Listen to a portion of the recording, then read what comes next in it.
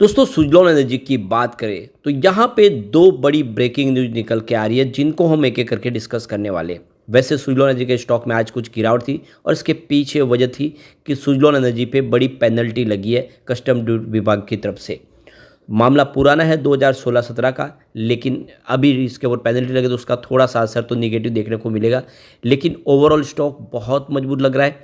और यहाँ पे ये जो नीति आयोग की तरफ से एक बड़ी वार्निंग दी गई है, उसके बाद तो कह सकते हैं कि सुजलॉन को आने वाले समय इसका फ़ायदा मिलता हुआ दिखाई दे सकता है। क्या है पूरी खबर उसको अच्छे से समझेंगे। और अब रिजल्ट भी हमारे सामने आने वाला है। रिजल्ट के अंदर क्या संभावना बन सकती है, कंपनी ने अंतिम बार कब डिविडेंड दिया था और वापस कब डिविडेंड की संभावना बन सकती है, इन सारी बातों को जानेंगे इस वीडियो के माध्यम से। लेकिन फ्रेंड उससे पहले अगर आप पहली बार हमारे चैनल पे आए तो चैनल को सब्सक्राइब कर दीजिए, एक बेल आइकॉन दबा दीजिए ताकि जब भी नया वीडियो बने पहला नोटिफिकेशन आपको मिले। वीडियो पसंद आए तो लाइक शेयर जरूर कीजिए। चलो फ्रेंड्स वीडियो स्टार्ट करते हैं। मैं हूँ आपका दोस्त SB दवे और हमारे अपने चैनल ऑनलाइन कमाई में आपका बहुत बहुत स्वागत है। तो सबसे पहले सुजलॉन के कारोबार की बात कर ले तो आज शुरुआत ही निगेटिव हुई 55.50 पर, और इसके पीछे दो बड़े वजह हैं। एक तो बाजार में शुरुआत गिरावट के साथ हुई और दूसरी तरफ जो खबर निकल कर आई थी जिसको ऑलरेडी हमने कल के वीडियो में डिस्कस किया है कि सुजलॉन एनर्जी के ऊपर कस्टम विभाग की तरफ से पेनल्टी लगाई गई है 2016 और 2017 के मामले में। तो इसका असर आज निगेटिव देखने को मिला। वैसे कंपनी की तरफ से कहा गया कि वो आगे अपील करेंगे और ये जो फैसला हमें मंजूर नहीं है, हमने कोई गलत नहीं किया है, तो ये मामला अभी आगे चलेगा। उसके बाद में जो भी होगा निपटारा होगा। कंपनी को क्या पेनल्टी भरनी पड़ेगी, क्योंकि पेनल्टी की जो अमाउंट है वो काफ़ी बड़ी है, तो उससे बिजनेस पे फ़र्क पड़ता है।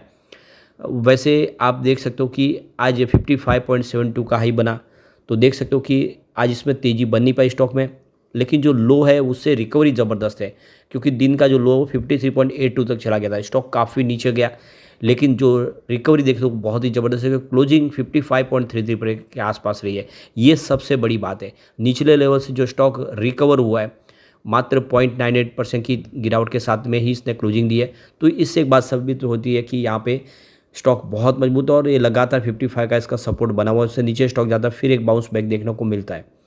अब यहाँ पे एक बड़ी चौंकाने वाली खबर निकल कर आ रही है। नीति आयोग की तरफ से इंडिया के विनिर्माण सेक्टर के लिए एक साइबर सिक्योरिटी थ्रेट के लिए इन्होंने एक वार्निंग जारी की है।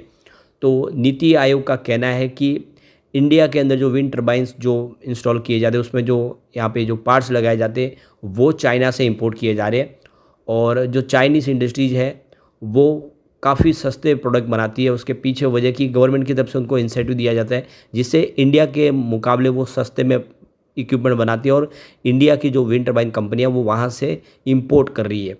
और ये एक बहुत बड़ा थ्रेट हो सकता है साइबर सिक्योरिटी के लिए, इसको लेकर उन्होंने अपनी रिपोर्ट दी है। तो नीति आयोग का कहना है कि विंड टर्बाइन सेक्टर के लिए जो सबसे बड़ी खतरे की घंटी है कि जो यहाँ के जो इसके अंदर जो कंपोनेंट्स है जो इम्पोर्टेड विंड सेक्टर के लिए, जिसमें काफ़ी बड़े जो विंड टर्बाइन के लिए जो अलग अलग प्रोडक्ट जो ब्लेड वगैरह और जो दूसरे सॉफ्टवेयर वगैरह वो चाइना से इंपोर्ट किए जा रहे हैं, क्योंकि वो काफ़ी सस्ते मिलते हैं और इसी वजह से विंड टर्बाइन इंडस्ट्री की जो कंपनियाँ वहाँ से खरीदती है। लेकिन वो साइबर सिक्योरिटी के लिए भी थ्रेट हो सकता है, क्योंकि जो चाइना से जो इंपोर्ट किए जा रहे प्रोडक्ट है उसके अंदर सॉफ्टवेयर के अंदर वहाँ से कुछ किया जा सकता है, जिससे विंड एनर्जी सेक्टर और पावर सेक्टर को एक बड़ी मुसीबत झेलनी पड़ सकती है। अब इसका एक ही रास्ता है कि इंडिया को भी डोमेस्टिक मैन्युफैक्चरिंग को बढ़ावा देना होगा, सॉफ्टवेयर प्रोडक्शन यही करने होंगे, और इसके लिए सरकार को अपनी तरफ से यहाँ पे कुछ उनको राहत देनी पड़ेगी इंडस्ट्रीज़ को।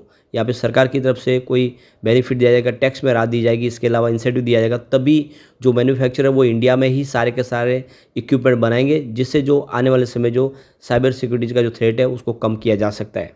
तो यहाँ पे डोमेस्टिक मैन्युफैक्चरर के लिए जो कैपेसिटी इंक्रीज करने की जरूरत है, इसमें आप देखो कि टावर, ब्लेड्स और गियर बॉक्स ये ऑलमोस्ट देख सकते हो कि 60% जो है यहाँ पे देख सकते हो कि चाइना से इस समय इंपोर्ट किए जा रहे हैं।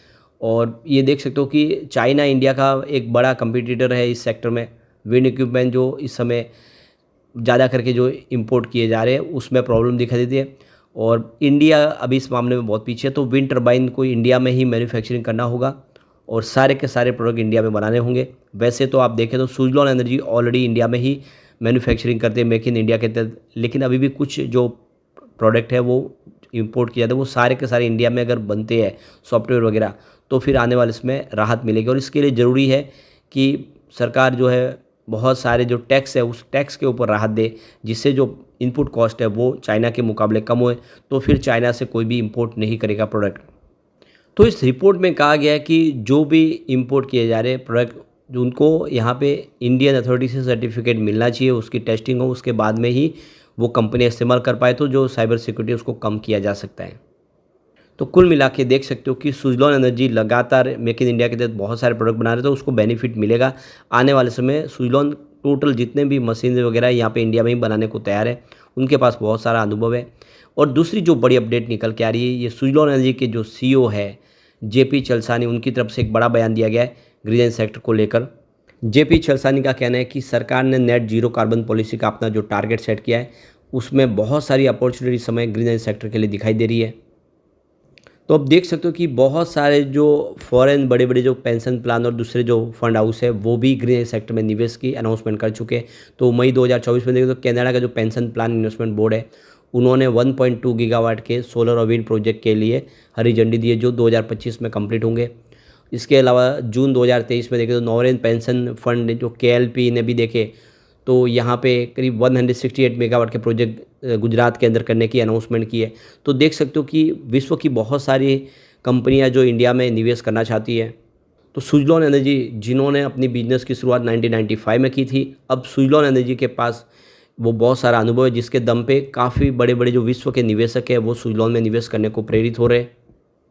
जेपी चलसानी का कहना है कि हम 130 गीगावाट की कैपेसिटी को पा चुके हैं विंड एनर्जी के माध्यम से, और आने वाले समय इसमें और तेज़ी से आगे बढ़ते हुए दिखाई देंगे। तो हमारा जो इंडिया का जो गोल है वो अचीव बिल्कुल होता हुआ दिखाई देगा। करंटली लेवल पे देखें तो 25 गीगावाट के विंड और सोलर एनर्जी की इंस्टॉल कैपेसिटी बढ़ रही है, जिसको आगे जाके 40 से लेकर 45 गीगावाट तक पहुंचाना है। यहाँ पे उनका कहना है कि सरकार का पूरा सहयोग भी मिल रहा है, सरकार की तरफ से जो हमें जो चाहिए राहत मिलती दिखाई दे रही है, और आगे भी सरकार कुछ बड़े फैसले और लेगी। सबसे जो बड़ी बात है, यूरोपियन कंट्रीज अगर आप देखें तो चाइना के बजाय इंडिया के जो बड़े बड़े जो इंडस्ट्रीज है उनके साथ में बिजनेस करना चाहते हैं, और इसीलिए सबके लिए रास्ते खुले हुए हैं इंडिया की। अब देखें तो इसमें सुजलॉन की प्रेजेंस ऑलरेडी देखें तो बहुत सारी कंट्रीज में, US में इनका, यूरोप में, वो ऑस्ट्रेलिया में इनका बिजनेस काफ़ी अच्छा है। तो जेपी चलसानी का कहना है कि सुजलॉन के लिए बहुत सारी अपॉर्चुनिटी है, क्योंकि विश्व के द्वार बिल्कुल खुले हुए हैं। जो यूरोपियन कंट्रीज है वो वेलकम कर रही है, और हम लगातार अपने बिजनेस को वहाँ पे बढ़ाते दिख रहे हैं। चाइना की बजाय इंडिया से उनको बिजनेस करना इस समय काफ़ी अच्छा लग रहा है। तो ये बहुत अच्छी गुड न्यूज़ है सुजलॉन के लिए। अब आप देखो कि सुजलॉन का जो रिजल्ट भी हमारे सामने आने वाला है, कंपनी ने डेट का ऐलान भी कर दिया है। तो देख सकते हो कि कंपनी यहाँ पे 22 जुलाई को अपना Q1 का रिजल्ट डिक्लेयर करेगी। रिजल्ट बेहतर रहने की पूरी उम्मीद है, और आप ये देख सकते हो कि रिजल्ट के बाद यहाँ पे एक अच्छी तेज़ी की संभावना बन सकती है। वैसे आप देखें तो यहाँ पे ICICI सिक्योरिटीज ने इसका 60 रुपीज़ का टारगेट सेट किया है और ख़रीदारी की सलाह दी है। सबसे जो बड़ी बात है कि कंपनी ने यहाँ पे आने वाले समय के लिए जो अपनी संभावना तलाशी है, कि जो CFO की तरफ से हिमांशु मोदी ने कहा है कि कंपनी 2025 तक फिर से डिविडेंड दे सकती है। और लास्ट जो डिविडेंड दिया था वो 2008 में कंपनी ने दिया पर शेयर 1 रुपीज़ का, उसके बाद डिविडेंड नहीं दिया है।